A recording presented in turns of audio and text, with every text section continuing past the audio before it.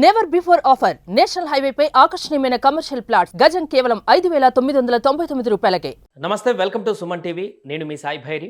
ఉత్తర తెలంగాణలో హైదరాబాద్లో కురుస్తున్నటువంటి భారీ వర్షాలతో ప్రజలు భంబీలెత్తిపోతున్నారు. ముఖ్యంగా కామారెడ్డి, నిజామాబాద్, నిర్మల్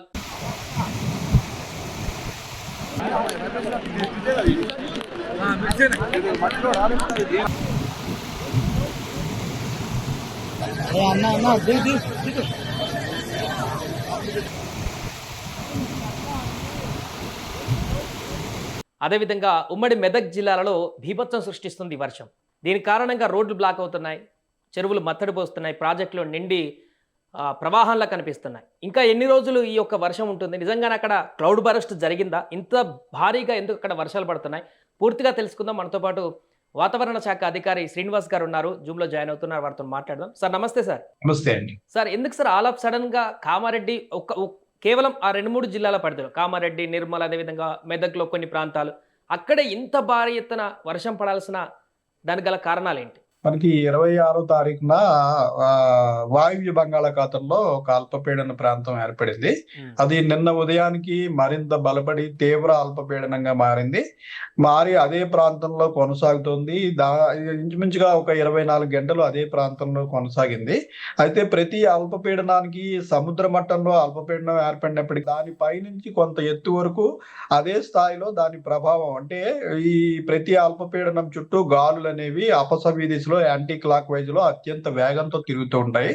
దాని ప్రభావంతో కొంత ఎత్తు వరకు కూడా ఆ ప్రభావం ఉంటుంది. నిన్న ఏర్పడిన అల్పపీడనంకి ఈ ప్రభావం అనేది సుమారు 8 కిలోమీటర్ల ఎత్తు వరకు కూడా ఉంది. సో ఈ ఎత్తు పెరిగే కొద్దీ ఏమవుతుందంటే ఈ అల్పపీడనాలు అనేవి అంత స్ట్రాంగ్ సిస్టమ్స్ కాకపోవడం వల్ల వీటి ఎత్తు పెరిగే కొద్దీ దీని ఉపరితల ఆవర్తనం అనేది ఒకవైపుకి వాలి ఉంటుంది. సిస్టమ్ లో ఏంటంటే నైరుతి దిక్కుకి సౌత్ వెస్ట్ సైడ్ కి వాలి ఉంది. ఆ వాలి ఉండటం వల్ల ఏమవుతుందంటే ముఖ్యంగా సెంట్రల్ తెలంగాణ ప్రాంతంలో కాన్ఫ్లుయెన్స్ ఆఫ్ విండ్స్, అంటే తేమగాలుల కలయిక, అంటే ఏమవుతుందంటే మనకి బంగాళాఖాతంలో అల్పపీడనం ఏర్పడినప్పుడు మనం తెలంగాణ మధ్య ప్రాంతంలో ఉన్నాం. మనకి ద్వీపకల్ప భారతదేశంలో తెలంగాణ మధ్య పార్ట్ లో ఉన్నాము. సో మనకి యువతల పక్కన మనకి తూర్పు దిక్కులో ఉన్న బంగాళాఖాతంలో అల్పపీడన ప్రాంతం ఏర్పడినప్పుడు పశ్చిమ దిక్కులో ఉన్న అరేబియన్ సముద్రం నుంచి కూడా తేమగాలులు తెలంగాణ మీదుగా ఆ అల్పపీడన ప్రాంతం వరకు అత్యంత వేగంతో వస్తూ ఉంటాయి. అయితే అల్పపీడన ప్రాంతం దగ్గర ఇవి యాంటీ క్లాక్ వైజ్ లో తిరిగి మళ్ళీ ఆ మాయిశ్చర్ అనేది రీడైరెక్ట్ చేయబడుతుంది ల్యాండ్ మాస్ మీదకి. దీనివల్లే అల్పపీడనాలు ఏర్పడినప్పుడు మంచి వర్షాలు పడుతుంటాయి. అయితే నిన్న జరిగిన విషయంలో ఏం జరిగిందంటే బహుశా మనకి ఈ తేమగాళ్ళు ఇటు అరేబియన్ సముద్రం నుంచి వచ్చిన తేమగాళ్ళు, అలాగే బంగాళాఖాతం నుంచి వచ్చిన తేమగాళ్ళు, ఈ రెండు కూడా సెంట్రల్ తెలంగాణలో ఒక 4-5 డిస్ట్రిక్ట్స్ ప్రాంతంలో, అంటే ముఖ్యంగా కామారెడ్డి, మెదక్, మన సంగారెడ్డి, సిద్దిపేట, నిజామాబాద్ ఈ ప్రాంతంలో కాన్సన్ట్రేట్ అయిపోయి ఆ ప్రాంతంలో క్లౌడ్ మాస్ అనేది కంటిన్యూస్ గా ఇంచుమించు 40 నుంచి 50 గంటలు ఒకే ప్రాంతంలో క్లౌడ్ మాస్ అలా ఏర్పడుతూనే ఉండి ఆ ప్రాంతంలో కంటిన్యూస్ రెయిన్ పడటం తోటి మనకి కామారెడ్డిలో ఒక 48 గంటల సమయంలో 65 సెంటీమీటర్ల వర్షపాతం మనం రికార్డు చేయడం జరిగింది.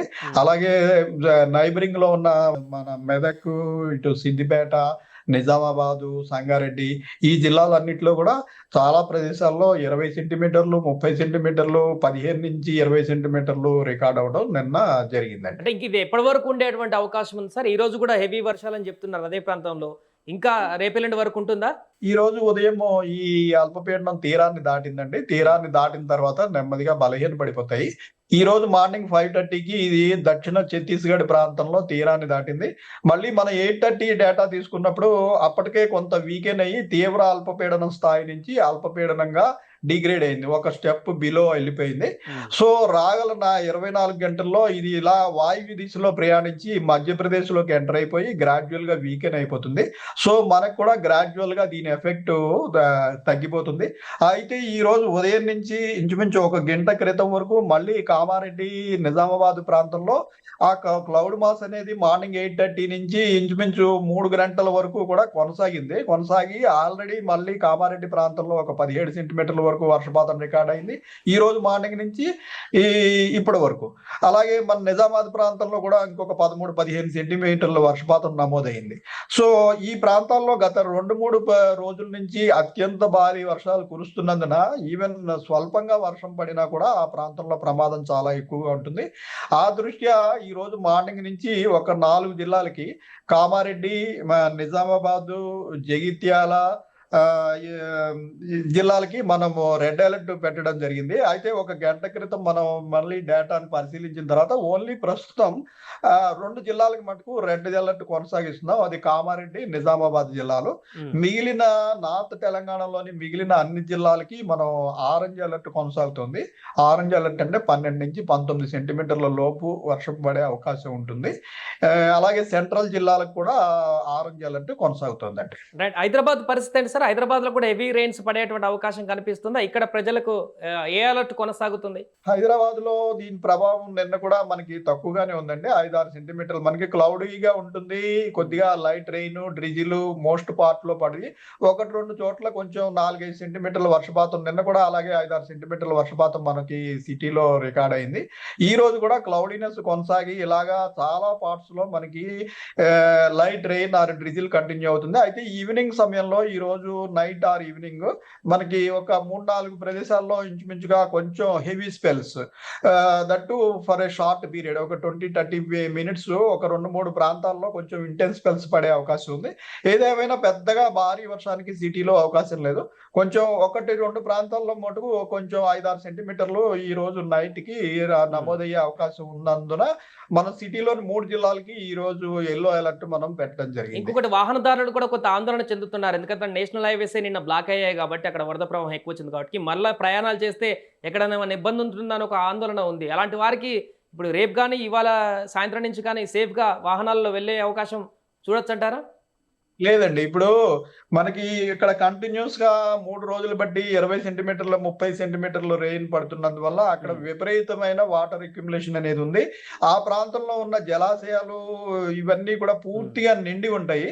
ఇప్పుడు ఏంటంటే స్వల్పంగా రెయిన్ పడినా పడకపోయినా ఈ గట్లు అవి కూడా చాలా తేమతో నానిపోయి ఉండటం వల్ల ఈ వర్షం ఆగిపోయిన తర్వాత 48 గంటల నుంచి 72 గంటల వరకు కూడా ఆ ప్రాంతం సేఫ్ కాదు.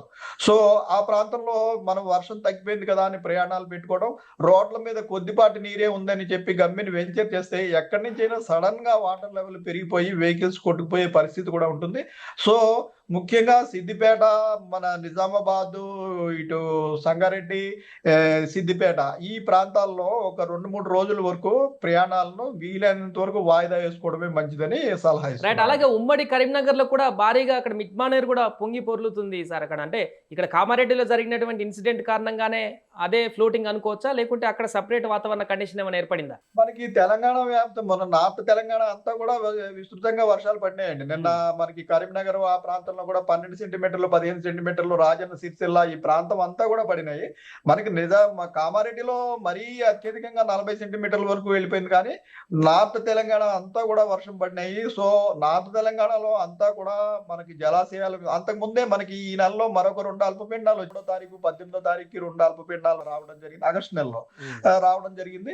సో మనకి ఇది 3వ అల్పపీడనం ఆగస్టు నెలలో. సో ఆల్రెడీ మనకి అన్ని నిండి ఉన్నాయి, జలాశయాలు అన్ని నిండి ఉన్నాయి. కాబట్టి ఈ ప్రాంతంలో కూడా ఈ స్వల్పమైన వర్షం కాదు, అక్కడ కూడా భారీ వర్షం, అతి భారీ వర్షం కూడా రికార్డ్ అయ్యాయి. ఈ రోజు కూడా ఛాన్స్ ఉంది, ఈ రోజు కూడా పడుతున్నాయి, ఈ రోజు ఉదయం నుంచి కూడా పడుతున్నాయి. కాబట్టి ఈ నార్త్ తెలంగాణలోని అన్ని జిల్లాల్లోనూ కూడా చాలా అప్రమత్తంగా ఉండాల్సిన అవసరం అయితే ఉంది. Right sir, thank you. So మొత్తానికి అది ప్రస్తుతము ఉత్తర తెలంగాణలో అధిక వర్షపాతం గల కారణాల గురించి శ్రీనివాస్ గారు పూర్తిగా వెల్లడించడం జరిగింది. అటు బంగాళాఖాతంలో, అదేవిధంగా ఇటువైపు కూడా ఈ ఈశాన్య దిశగా అంటే తూర్పు సైడ్ నుంచి కూడా వచ్చినటువంటి 2 అల్పపీడనాలు ఒకే దగ్గర స్టక్ అవ్వడం వల్ల కామారెడ్డి వద్ద క్లౌడ్ బరస్ట్ లాగా క్రియేట్ అయిందని చెప్పేసి అంటున్నారు. సో రేపటి వరకు ఇదంతా క్లియర్ అయిపోయి అంత సద్దుమణిగేటువంటి అవకాశం ఉన్నట్టు కూడా వారు చెప్తున్నారు.